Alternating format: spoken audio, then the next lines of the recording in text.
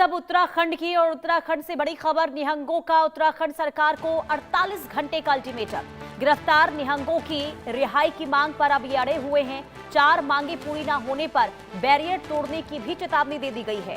उत्तराखंड हिमाचल सीमा पर दिन भर हंगामा होता रहा। 150 से 200 अज्ञात निहंगों पर पुलिस ने मुकदमा भी दर्ज किया है। सीमा पर पुलिस प्रशासन हाई अलर्ट पर, सुरक्षा कड़ी कर दी गई है, लेकिन अभी भी निहंगे अड़े हुए हैं। जिन्हें गिरफ्तार किया गया है उन्हें रिहा करने की मांग इनकी ओर से हो रही है। तो उत्तराखंड और हिमाचल प्रदेश की सीमा पर निहंग सिखों और पुलिस प्रशासन के बीच तनाव लगातार अब बना हुआ है। पंजाब से पहुंचे करीब 200 निहंगों के जत्थे ने पांवटा साहिब और कुल्हान सीमा पर प्रदर्शन करते हुए उत्तराखंड सरकार को 48 घंटे का अल्टीमेटम दिया है। निहंगों की मुख्य मांग कर्णप्रयाग में गिरफ्तार 4 निहंगों की रिहाई है और उनके खिलाफ कार्रवाई करने वाले पुलिसकर्मियों पर कार्रवाई की मांग भी हो रही है।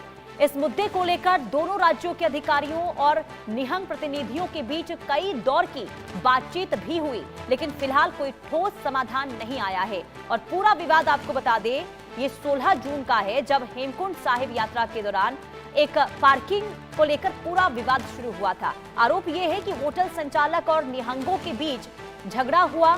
4 स्थानीय लोग घायल हो गए इसमें, जिसके बाद पुलिस ने 4 निहंगों को गिरफ्तार कर लिया था। इनमें से 3 न्यायिक हिरासत में हैं, जबकि एक घायल निहंग का इलाज इस वक्त एम्स ऋषिकेश में चल रहा है।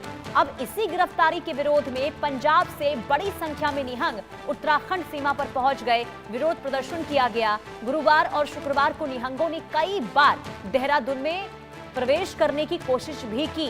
पुलिस ने उन्हें रोकने के लिए सीमा सील कर दी और व्यापक सुरक्षा व्यवस्था भी की गई है।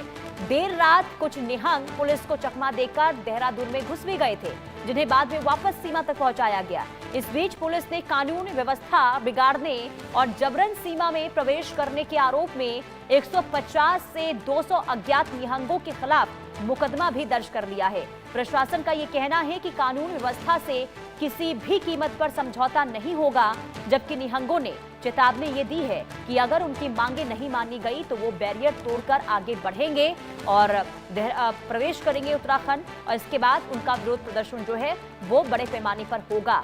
शुभम कोटनाला संवाददाता तमाम जानकारी के साथ जुड़ चुके हैं।